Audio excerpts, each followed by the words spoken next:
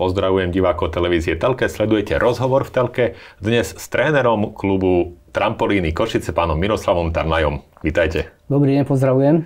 Rozprávať sa budeme o jednom krásnom olympijskom športe a ním sú skoky na trampolíne. Začneme vlastne od konca, jednou krásnou aktualitou, ktorou je úspech vášho klubu v Liberci na nedávnom šampionáte Česka. Poďme sa teda o tom porozprávať, čo sa vám tam podarilo. No, bolo to asi pred 2 týždňami, keď sme sa s mojimi dievčatami zúčastnili na majstrovstvách Českej republiky v skokoch na double mini trampolíne, ktorú sme si vlastne zakúpili len pred necelým mesiacom. To znamená, že tréningov nebolo Boh vie koľko veľa, stihli sme prakticky iba jeden tréning. Napriek tomu vedeli sme, do čoho ideme, pretože mali sme napozerané videá a už sme si to aj skúšali v Liberci na rôznych kempoch. Takže boli sme na to pripravení. No, Tamarke sa podaril jeden proste absolútne perfektný skok vo finále a tie preteky vyhrala. Takže boli sme veľmi spokojní. Tie videá z tej súťaže si pozerám dodnes, ja nedokážem sa na to vina pozerať, tak perfektne skočené, zapichnuté, bez jediného pohybu, naozaj prekonala tam seba, mňa, úplne všetkých. Reč je o Tamare Ústohalovej. Naozaj gratulujeme aj takto na diaľku, verím, že niekedy sa s ňou porozprávame o tomto aj tu v našom štúdiu. Ako to vnímali domáci Česi, že ste im vlastne takto vypálili rybník? Nepovedal by som, že sme im vypálili rybník, alebo že by to nejak zle vnímali. Tamarku poznajú, a nielen Tamarku, aj Kristínu Kusnírovú, sú obidve vynikajúce skokanky. Tam je u nich veľmi známa, pretože na skokoch na olympijskej trampolíne sme sa zúčastnili v tomto roku seriálu českých pohárov a tam skončila tam i na 2. mieste, takže my sme tam neprišli ako nový, čistý, nepopísaný papier, takže nič mimoriadne sa nestalo. Proste tam i vyhrala. Očakávali ste, že to môže takto dopadnúť? Naozaj ste ju považovali za tú najväčšiu favoritku? Priznám sa, že išiel som tam so zmiešanými pocitmi, ale na druhej strane českí skokani sú presne na tej istej štartovacej čiare ako my. Aj oni práve začínajú s týmto športom double mini. Takže nemajú pred nami nejaký extra náskok. A proste dopadlo to vynikajúco. Nič mimoriadne naozaj sa nestalo. Neudialo sa nič extra. Ako by ste našim divákom opísali tú double mini trampolínu? Ako ju majú diváci si predstaviť? Aká je? Áno, double mini trampolína, na tú sa naskakuje s rozbehom. Je to niečo podobné, mohli by sme to prirovnať v gymnastike ku preskoku cez koňa, kde sa odrazíte z odrazového mostíka, naskočíte na koňa, spravíte nejaký akrobatický prvok a doskočíte najlepšie bez pohnutia, zapichnutú úplne bez pohnutia. No a my sa rozbehneme, naskočíme na šikmú plochu na trampolíny, spravíme akrobatický prvok, doskočíme na rovnú plochu trampolíny, odrazíme sa, spravíme akrobatický prvok a doskočíme do doskočišťa, kde ideálne zostať stať bez pohnutia. Čiže koľko sekúnd asi trvá celý tento športový výkon? Ja neviem, možno pár sekúnd, 3-4 sekundy. A vlastne my sme sa s Tamarkou aj s Kristínkou zamýšľali nad tým, že my cestujeme do Liberca kvôli tomu, aby sme skočili 4 skoky. Keď postupujeme do finále 6 skokov. Takže kvôli tomu sme cestovali 800 kilometrov, strávili sme XY hodín vo vlaku, na stanici, na letisku, v lietadle. Mrzli sme v hale, zima tam bola, nevadí, proste dali sme to, baví nás to, my ten šport zbožňujeme. Tak to je veľmi dobré. Akú úroveň majú trampolíny, alebo teda skoky na trampolíne na Slovensku?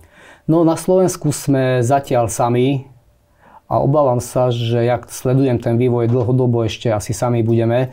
To znamená, že aby sme mohli súťažiť, chodíme skákať do Českej republiky. Ako som už spomínal, dievčatá skáču český pohár, ale takisto sa zúčastňujeme na klubových pretekoch. A úroveň je veľmi vysoká. Môžem povedať, že v Česku vlastne skáče Michaela Juříčková, ktorá je dcéra bývalej českej olympioničky Petry Vachníkovej a momentálne sa vrátili z Birminghamu, kde obsadila 6. miesto v synchronnom skákaní. Takže úroveň je naozaj vysoká. A to Česko a Československo zase v porovnaní so svetom je na tom ako? Tak my sme začali vlastne, alebo vrátili sme sa k tomuto športu len nedávno po 40 rokoch, keď ja som prestal skákať. Na nejaký čas by som povedal, ako som bol v hibernácii, až som sa zobudil a som zistil, že ja som niekedy niečo robil, krásny šport, tak by som sa k tomu rád vrátil. Takže dobiehame, máme ešte medzery samozrejme, ale už len to, že tam mi skončila druhá v českom pohári, hovorí, že sa nám veľmi významne darí. Súťažiť teda chodíte hlavne do Česka. Ako je to s tréningami? Ako vyzerá taký tréningový proces? No, trénujeme 4-krát v týždni na základnej škole Mateja Lehkého. Je to úplne klasické rozcvičenie, základné rozkákanie, ten primárny tréning, kde si prejdeme základné prvky až po zostavy. Záleží samozrejme, v ktorej fáze sme, či sme v prípravnej pred pretekmi alebo v pretekoch, vtedy skáčeme veľa zostavy. No a po tréningu naťahovania, aby sa nám neskrátili svaly, poskladáme na rade a šmykame domov. Trénujú teda iba tie dve dievčatá, o ktorých ste rozprávali, alebo je tam viac? Je nás viacej samozrejme, máme tam aj tzv. Hobíkov. Potreboval by som k sebe samozrejme niekoho, kto by sa deťom venoval po tej gymnastickej stránke, pretože bez gymnastickej prípravy na zemi to jednoducho nejde. Aj tie dievčatá moje majú za sebou veľmi slušnú gymnastickú minulosť, preto nasledujú tak rýchlo. Presne na to sa chcem spýtať, že keby sa teda chcel niekto k vám pridať, že teda aj ja chcem skákať súťažne na trampolíne, tak čo vlastne musí spĺňať, respektíve aká je tá cesta k tomu? Cesta je určite príprava na zemi, jak som už spomínal, ale vieme aj my bez tej prípravy, no ide to potom o to ťažšie, o to pomalšie, tak naozaj tá gymnastika, jak sa hovorí, gymnastika je matkou všetkých športov. Takže je to nutné. V akom veku je možno vhodné začať s takýmto športom? Vhodné je začať v tých 7 rokoch, keď už dieťa vníma pokyny, povely, počúva. Zhodou okolností Tami prišla až v 13 rokoch. Keď mi jej mama zavolala, že má dceru, ktorá by chcela skákať na trampolíne, bolo to niekedy na konci školského roka, a keď som sa spýtal, že koľko má rokov, keď som sa dozvedel, že 13, som prevrátil očami a myslel som si, že dobre, no tak skúsim to nejak diplomaticky odpinkať, aby mi dala pokoj, lebo v 13 rokoch prísť skákať nemá zmysel. Tak som jej povedal, aby sa ozvala na jeseň, keď sa začne chodiť do školy, keď začne nový školský rok. No a mamička Tamárky sa ozvala. A keď mi poslala video, ktoré natočila pri dome na záhradnej trampolíne, až mi zasvietili oči a som vedel, že to je typ, na ktorý sa treba vrhnúť. A dodnes sme spolu. Ako si spomínate na to video, čo tam všetko stvárala? Bolo to proste niečo neuveriteľné, že človek bez toho, aby bol niekedy na trampolínovom tréningu, toto dokázal. Proste špičky, kolena perfektne prepnuté, technicky veľmi slušne skočené. No samozrejme na tej záhradnej trampoške sa toho veľa zvládnuť nedá, ale vedel som, že toto bude vynikajúci typ. Tie záhradné trampolíny, to je čoraz obľúbenejší prvok pre deti v záhradách mnohých rodinných domov. Často vidíme deti, že proste na tom skáču, ale napriek tomu ten záujem o to súťažné skákanie nie je až taký veľký. Nie je to také trošku paradoxné?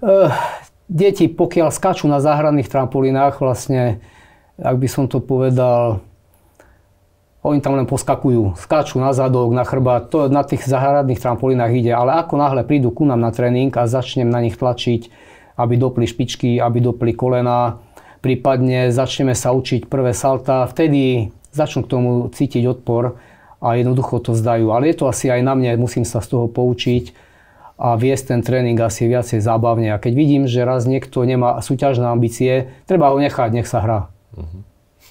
Poďme teda k tomu, čo sme už načrtli v úvode, a síce olympiáda. Čo sa musí stať, aby malo Slovensko v tomto športe zástupcu na olympiáde? No, my sme už zástupcu mali v roku 2004, to bolo, keď sa dobre pamätám, v Atenách. Mali sme slovenskú olympioničku Katku Prokešovú, ktorá v tom čase obsadila 10. miesto, čo je absolútne fantastické, pretože už len sa nominovať v tomto športe na olympiádu je neuveriteľne náročné. No a v tejto veci by som ešte povedal, že veľmi úzko spolupracujeme s Katkou Prokešovou. V lete dokonca sme boli u nej v Nemecku, pretože trénuje nemeckú reprezentáciu. Tak nás pozvala v Nemecku v lete do Hannoveru, kde sme 4 dní trénovali 2-krát denne. Bolo to úžasné, fantastické, dievčatá neuveriteľne vtedy výkonnostne poskočili, takže plánujeme aj ďalšiu spoluprácu s Katkou. A tá olympiáda, ako by mohla vyzerať cesta na olympiádu? No, najprv treba absolvovať svetové poháre, majstrovstvá sveta, kde treba zbierať body, prípadne vyhrať majstrovstvá sveta, len tak sa dá nominovať na olympiádu. Iná cesta nie je. To nie je tak, že my si povieme, že ideme. Samozrejme, že tam tá kvalifikácia, rôzne výsledky sú potrebné. Viem už teda, že Olympiáda 2024, že to už sa vás nebude týkať, tam už teda tá možnosť nie je.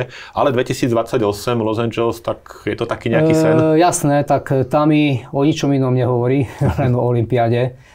Robíme všetko preto. Či sa to podarí, či sa to nepodarí, veľmi ťažko v tomto momente povedať. Samozrejme, robíme všetko preto, ako som už povedal. Chodíte teda často do Česka, tam vlastne dievčatá napredujú aj v súvislosti teda spolupráci s tou Katkou Prokešovou, ktorá je v Nemecku. Máte ešte nejaké také ďalšie ambície niekde v zahraničí, či už trénovať alebo vzdelávať sa v tomto? No, budúci rok v marci, už teraz vlastne sa to rieši, teraz sa už prihlasujeme do Holandska na Dutch Trampoline Open.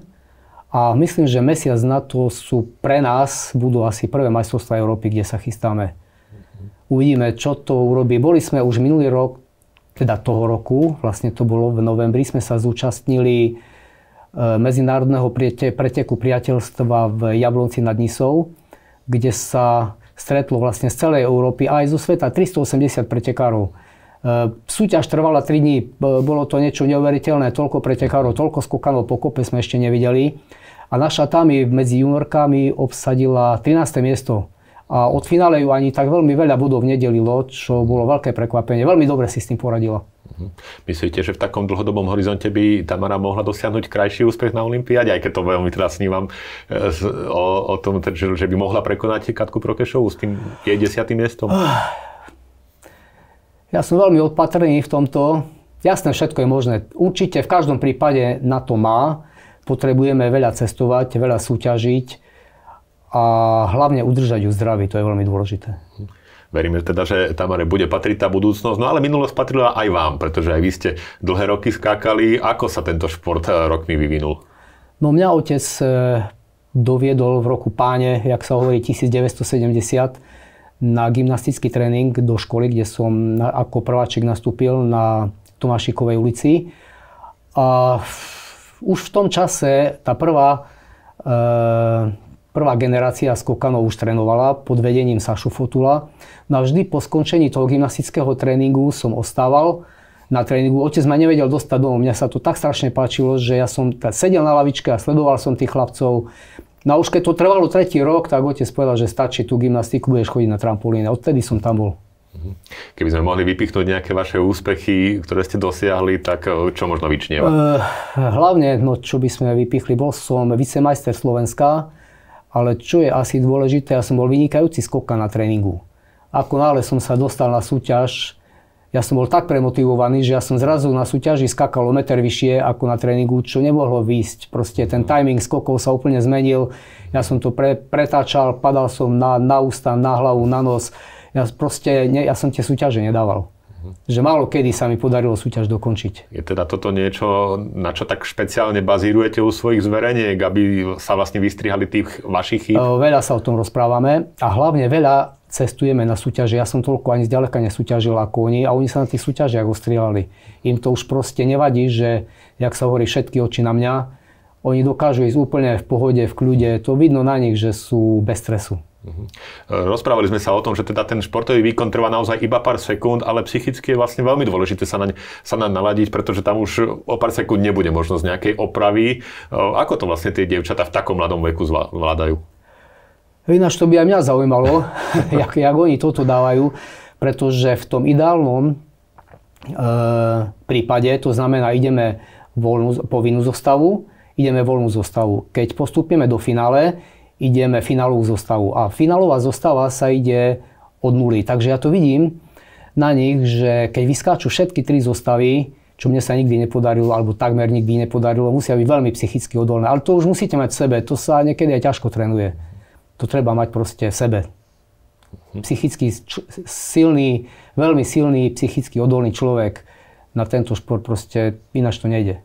Rozprávame sa o dievčatách, ale čo chlapci? Aj tí u vás skáču, respektíve máme aj nejaký slovenský chlapčenský výber? Mali sme pár chlapcov, ale takisto ušli. Ale ja si myslím, že to bola asi moja chyba. No či aj iná, tak keď raz ušli chlapci, len tréner za to môže. Takže budem sa musieť, ako sa hovorí, poučenie z krízového vývoja. Nám starším to niečo hovorí, takže budem sa musieť nad tým zamyslieť nejakým spôsobom a niečo pre nich vymyslieť. V zásade chlapcov baví viacej parkour. Keď začnem bazírovať na špičkách, na kolenách, chlapcom sa to nepáči. Dievčatá sú v tomto prispôsobivejšie? Absolútne, to krásne vyzerajú pri tom. Na záver by sme sa mohli ešte rozlúčiť teda záverečnou otázkou. Čo vás čaká v najbližšej budúcnosti? Kde budete najbližšie súťažiť? No teraz sme si s dievčatami dohodli vzhľadom na to, že tá súťažná sezóna bola dlhá a náročná. Ten december sme si dali taký nejaký oddychový čas. Budeme skákať len zábavné veci, budeme skákať do jamy, budeme sa tešiť. Áno, keď máme čas, položíme si trampolínu k jame a skáčeme do jamy.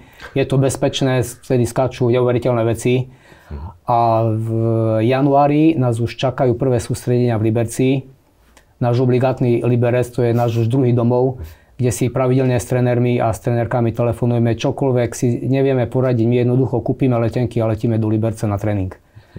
No a teda v marci je ten Dutch Trampoline Open.